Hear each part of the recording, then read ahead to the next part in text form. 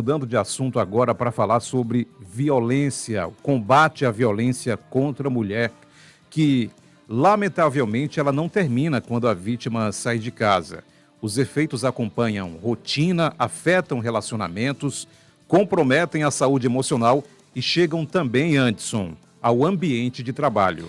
Olha, Luciano, além disso, o ambiente corporativo também pode reproduzir comportamentos abusivos por meio de assédio sexual, violência psicológica, discriminação de gênero e práticas que silenciam ou constrangem as mulheres. Para a gente falar sobre esse assunto, se aprofundar um pouco mais, a gente conversa agora com a advogada criminalista Júlia Alexim. Júlia, muito bom dia, bem-vinda à Jovem Pan News. Bom dia, Luciano. Bom dia, Anderson. Prazer recebê-la, Júlia. E a pergunta primeira é bem direta, Júlia. Muitas pessoas associam a violência contra a mulher apenas no ambiente doméstico. Só que essa violência, ela pode impactar e muito a vida profissional da vítima, não é isso? Completamente, né? Embora a maior parte dos crimes praticados contra a mulher, em um contexto de violência de gênero, sejam praticados no ambiente doméstico, quer dizer, a casa ainda seja o lugar onde a mulher está mais exposta a ser vítima de um crime, essa violência de gênero, essa violência que acontece porque a mulher é mulher, ela pode acontecer em diversos ambientes. Ela pode acontecer no ambiente de trabalho, ela pode acontecer no ambiente escolar, ela pode acontecer em diferentes situações. E no ambiente, no mundo corporativo ou no mundo do trabalho, como as mulheres ainda ocupam uma posição vulnerável, infelizmente, elas ainda são pior remuneradas, elas ainda ocupam menos cargos de gerência e de gestão, elas também estão expostas a sofrer algum tipo de discriminação ou violência pela condição de ser mulher. Ô, Júlia, quais comportamentos, de fato, dentro do ambiente de trabalho podem ser considerados violência psicológica ou até mesmo assédio contra a mulher? A violência psicológica ela é um crime recente, é uma lei de 2023 que criou o crime de violência psicológica contra a mulher. Ele é um crime bastante amplo. E como é que ele se caracteriza? Ele se caracteriza por qualquer forma de humilhação, qualquer forma de ameaça, qualquer forma de constrangimento que gere dano psicológico a essa mulher.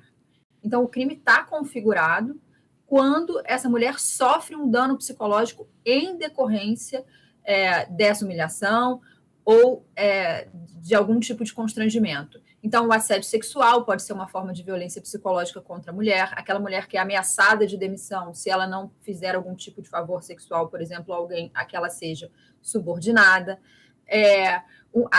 Comentários sobre o corpo da mulher, comentários sobre a vida privada da mulher, comentários sexuais dessa mulher que possam causar dano psicológico. Então, uma mulher, por exemplo, que todos os dias ela chega no trabalho com temor de ouvir algum tipo de comentário.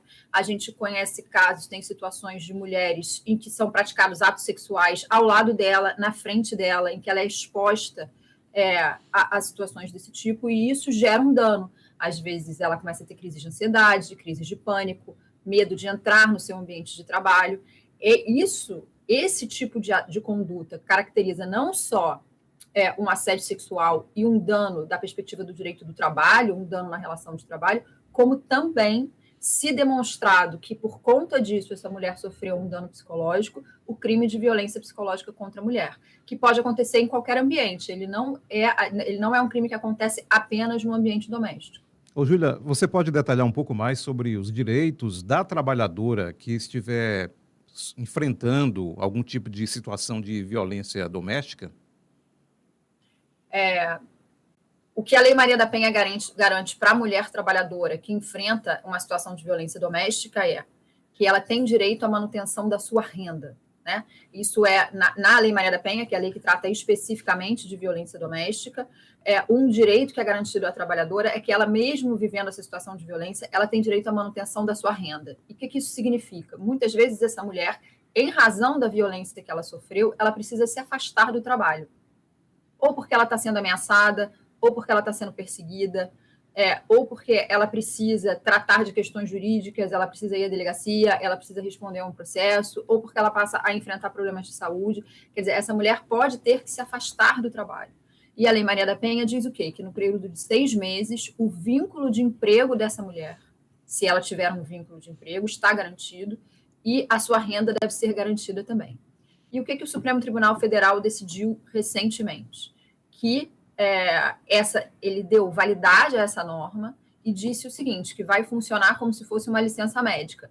Os 15 primeiros dias, esse pagamento, mesmo que a mulher esteja afastada, se ela estiver afastada em razão da violência doméstica, é feito pelo empregador e depois ele é feito pelo INSS. Se essa mulher não tiver um vínculo empregatício ou ela não for segurada do INSS, o Estado deve garantir para ela algum tipo de benefício social, na forma de uma LOAS, para que ela tenha, durante um período, enquanto ela se recupera dessa situação de violência, uma renda garantida. O que o Supremo disse também? Que a decisão sobre a concessão desses benefícios é do juiz da violência doméstica. Quer dizer, não é da Justiça Federal, que é a quem normalmente o INSS está submetido. É do juiz da violência doméstica, que, analisando aquela situação, ele vai poder garantir a essa mulher direito à manutenção do seu vínculo empregatício e direito à manutenção da sua renda. Ô, Júlia, mais do que combater, depois, infelizmente, que o crime aconteceu, buscar ali justiça, resolver essa situação, é importante, muito importante mesmo, garantir a prevenção. E com essa atualização da NR1, qual a responsabilidade das empresas na prevenção de riscos aí, por exemplo, à saúde mental relacionados à violência ou assédio contra as mulheres? O assédio contra as mulheres, seja ele um assédio moral ou seja um assédio sexual, ele é um risco psicossocial do ambiente de trabalho, né? Que é o que a NR1, com a sua atualização, aborda. E ela demanda que os empregadores tomem um conjunto de medidas para mitigar, para evitar, para afastar esses riscos. Então, qual é a primeira medida que um empregador deve ter? Ele deve ter um canal sigiloso e seguro para que as mulheres possam denunciar o assédio. Quer dizer, é preciso que se crie um ambiente em que essa mulher não tenha medo de fazer uma denúncia sem sofrer represália. Porque o grande problema no mundo corporativo é o medo que a mulher tem de, ao denunciar, por exemplo, o seu gestor, ao denunciar alguém, às vezes, a quem ela é subordinada, alguém com mais poder do que ela termine sendo desligada e seu emprego esteja em risco. Ou que essa investigação, ou que a apuração dos fatos seja uma apuração pro forma, que a palavra dela não seja levada a sério, que ela não tenha testemunhas, porque os outros colegas, colaboradores, vão ter medo também de perderem, de serem desligados e não colaborarem. Então, o que as empresas precisam criar para que essa norma tenha o mínimo de efetividade são canais de denúncia que não sejam pro forma, que não sejam apenas uma publicidade, mas que sejam efetivos, que garantam sigilo e garantam segurança a essa mulher no emprego, toda vez que ela reportar esses fatos à empresa.